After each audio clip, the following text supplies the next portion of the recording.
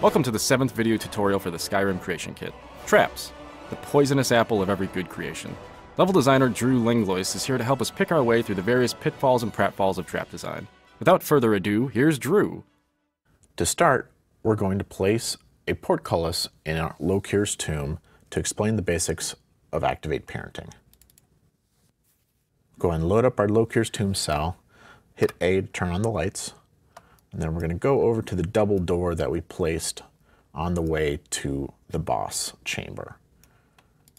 We're going to go ahead and replace this with a portcullis so that we can explain the basics of how Activate Parenting works. So just go ahead and hit delete to nuke that. Next, under World Objects Activator, we're going to filter for portcullis.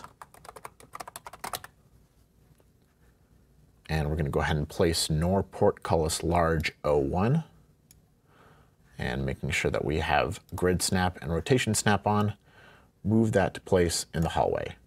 It should be lined up so that both sides are flush with the doorway. Now we've got the portcullis, but no way to activate it.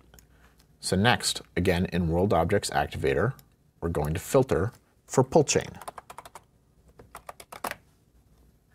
And we're going to place nor pull chain 01. This is a Nordic variant that fits with the Nordic ruins.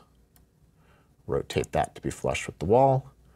And we're going to hit Q to turn snapping off, and Z hold to move that up a little bit, just to make it a little easier to see. Now we've got our pull chain and our portcullis, but we need to make them hooked up together. The way we do this is through an Activate Parent relationship. Double-click on the portcullis to bring up the reference info. And then we're going to go ahead and click over to the Activate Parents tab. As you can see, there are no Activate Parent relationships right now. What an Activate Parent relationship is a way of saying that when my Activate Parent gets activated, activate me as well. So we're going to go ahead and make a new one. This looks pretty familiar from other ways that we set up link refs and things like that. So we're going to select the reference in the render window and then double click on the pull chain. And now we can see that we've got the pull chain selected. We've also got an activation delay that we could put if we wanted a delay between when the pull chain is activated and the portcullis starts moving. But we're just going to leave that at 0 for right now. So now we hit OK. And as you can see, there's a new line going from the pull chain to the portcullis. It's that blue and white line. The white end is the Activate Parent. The blue end is the Activate Child. So now when this is activated, it will tell its child to go ahead and activate. Often we'll place a second pull chain on the other side of the portcullis to make sure that the player doesn't pull the chain, run through, and then get themselves trapped. So we're going to duplicate that, move it over to the other side, rotate it around to be flushed with the wall, and go ahead and move it into place. We'll move this one a little bit down. We're going to go ahead and do an Activate Parent relationship again. Activate Parents tab, new, select reference, double click on the pull chain. There it is. So now there's two Activate Parents. This way, a single reference can be activated by multiple objects. This is often used for portcullises or traps. And that's it. So once the player goes into game, they can pull either of these chains and it will open or close this portcullis. In the previous tutorial, we said that we would go over placing a boss in this one. Now that we know the basics of Activate Parenting, we're going to go ahead and do so. To find an ambush setup, we're going to go back to the cell list in the cell view window and just start typing warehouse. This is going to take us to the list of warehouses that we've created for a lot of our prefabs, crafting, furniture, things like that. So we're going to look for the warehouse ambushes, which should be in the top of the list. We're going to zoom out here. So what you're going to see is a lot of different objects, leveled actors, furniture, and these boxes, which are called primitives. A primitive is a type of object that we can make in the editor That can either be a collision object or, more often, a trigger that'll sense when an object or an actor comes inside of it. The area that we're looking for is over here with all the sarcophagi. These are all Draugr setups. So we're going to go ahead and copy this one over here, which is a basic Draugr sarcophagus setup. So to do this, we're going to go ahead and select the leveled actor. We're going to select this orange furniture marker. This is what the actor is going to lay down in. We're going to select the trigger box, and then we're also going to select the sarcophagus and lid. Now that we've got all of these selected and only these selected, we're going to Control C.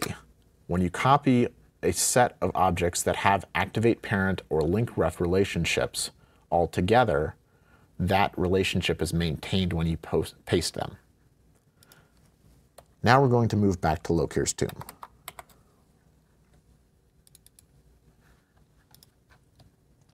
Go ahead and rotate and then move over to our boss room.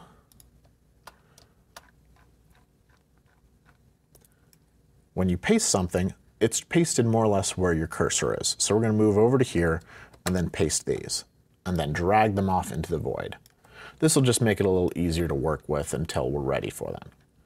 So we're going to deselect everything by clicking in the void. Next, we're going to select the actor, the furniture, the sarcophagus, and the lid. We're going to leave the trigger alone for right now. We can move all of these things around without breaking any of those links. The line is just a visual indication of what's in the data. So we're going to go ahead and move it into here, and we've got snapping off. So we can move it as much as we need to without changing anything. So we're going to go ahead and move it to here, rotate this so that it lines up. And we're going to go ahead and try to get it approximately where our other sarcophagus is. So it looks good.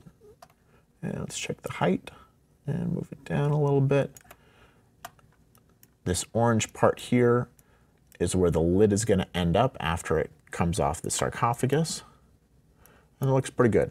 So now we're going to hit 1 2 times to hide those references.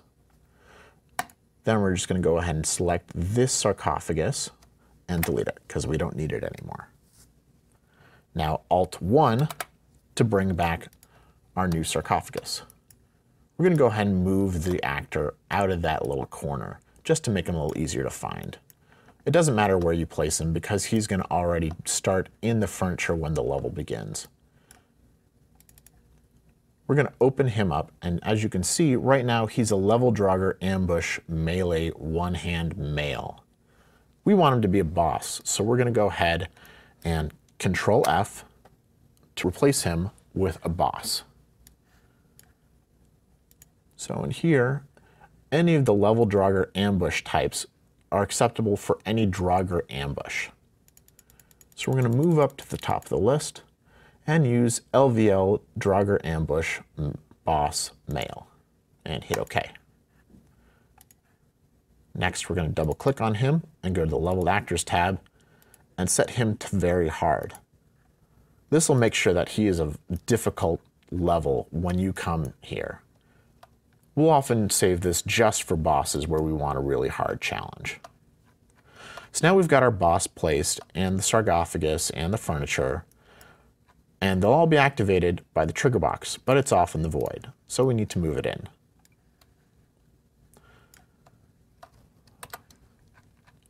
Now, as you can see, our trigger box doesn't really cover very much, so we need to resize it to cover the room. Hit 2 to bring up the resize gizmo. Trigger boxes, because they're created in the editor, can be scaled non-uniformly, unlike other objects. So each of these arrows is going to move that edge out in that direction. So we're going to start by pulling the green arrow to about there so that it covers just inside the doorway. Then we're going to use the other green arrow to cover the back end of the room. Rotate around here and pull the red arrows to cover both the other sides of the room. Don't forget to rotate to the side so that you can cover the height of the room as well. And now we've got our basic boss ambush placement. As you can see, once the player comes in here, this trigger box is set up so that the boss will pop out right away.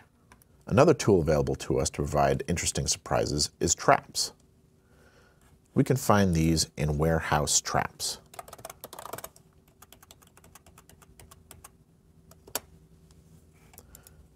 This is a pretty big cell that has a lot of different stuff in here, so it's a good idea if you're looking for interesting ways to spice up your dungeon to go ahead and COC to here and just walk around, probably with TGM on because it's pretty dangerous, and see what tools are available to you.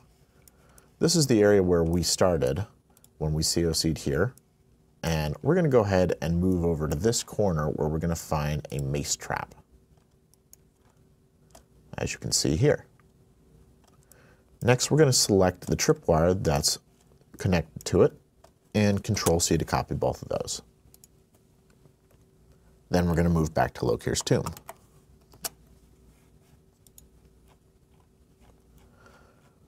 Zoom out here, and we're going to place this down in this hallway here. Control-V to paste, Shift-F to zoom in. And as you can see, the activate parent relationship is maintained. So now all we have to do is move these around to where we want. Move this up to unbury the tripwire, and then we're going to click on the mace to have just that selected. Move it to about there. Try to center it a little more on the hallway. Move that up to the ceiling, and we'll check the top post. That looks like it's seated okay.